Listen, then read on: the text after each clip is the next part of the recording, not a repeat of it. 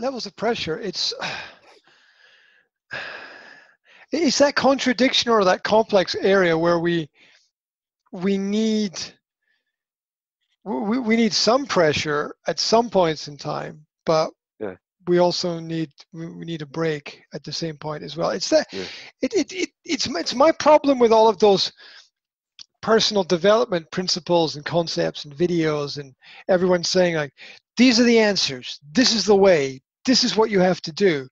And in my experience, you have to be able to go both ways, right? Yes. Maybe not at exactly the same time, but periods of rest are as important as periods of activity, and everybody's a little bit different. If you're active all the time, you're gonna burn out, and I definitely, and I can understand the pressure, the way that I get around that idea, because I've made presentations that have been viewed by thousands of people, right? And Yes. the presentation that I've done was live, right? Yes. And it was maybe viewed by, say, 10, 20, 30 people when I did it live, but then after it was recorded, it was viewed by a lot more people, Yes. for whom it's just basically the same experience, right? Yes. Because I'm live once and that's it. Yes. And Yes. and the way that I get around this, everybody's got their own way. Everybody's got their own little thing that they do to Yeah. win, right? Their little thing that makes them different or better from everybody else. Yeah.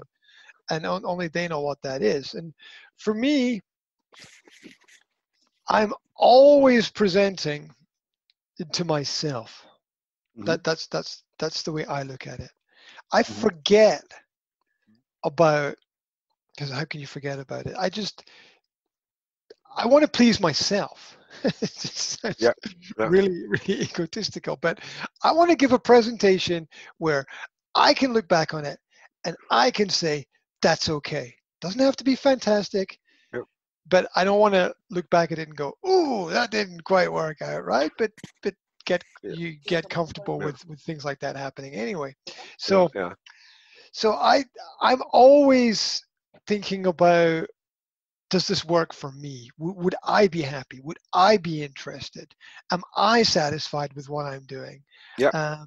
And I think that I have slightly higher expectations for myself than a lot of other people. I'm critical about a lot of things, which can be positive and negative. I do pick and choose what you want from that.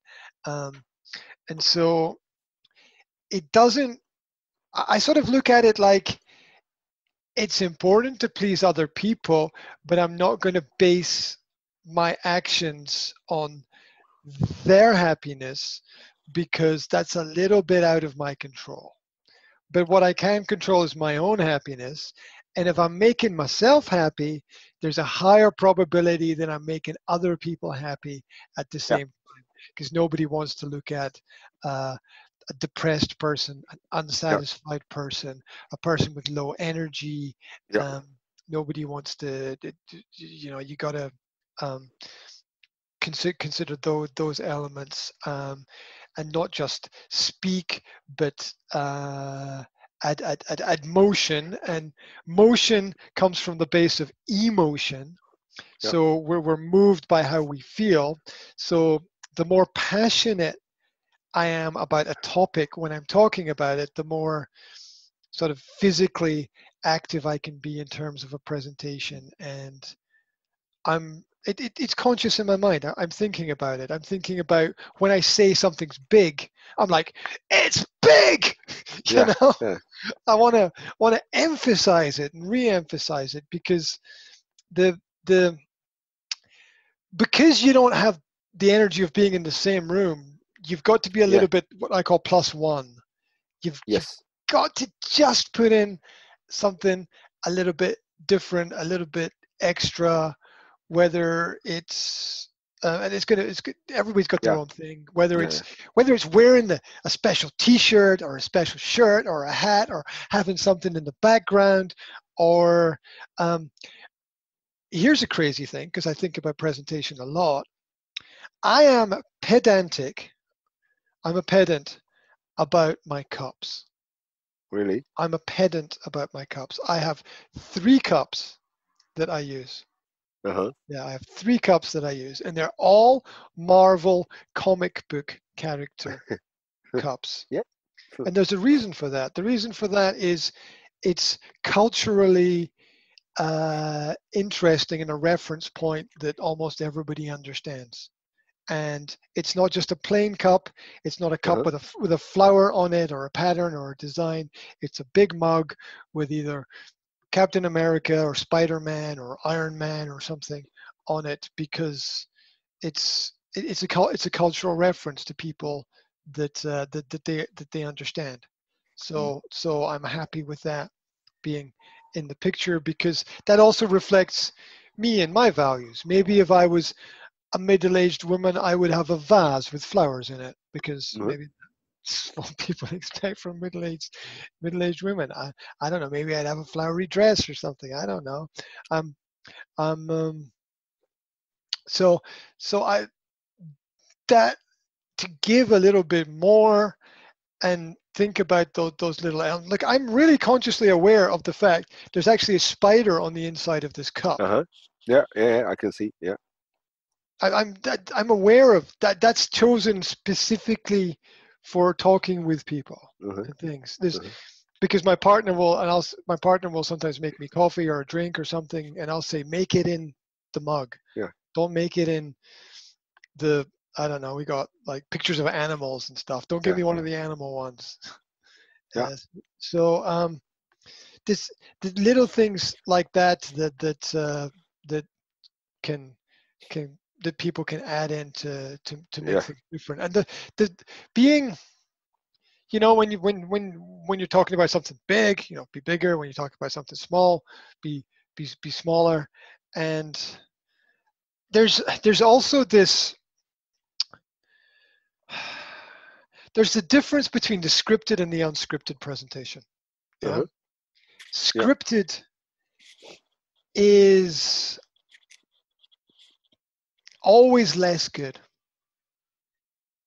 It's now, you can have a script because you want specific information to get to people, and you like a politician. The Yeah. politicians always got their script, and that's why politicians are very boring, because they just Uh-huh. print it out. They read it because they're scared that if they read something that's not on the script, they'll be in trouble because they'll say the wrong thing, and they want everything to be measured and managed.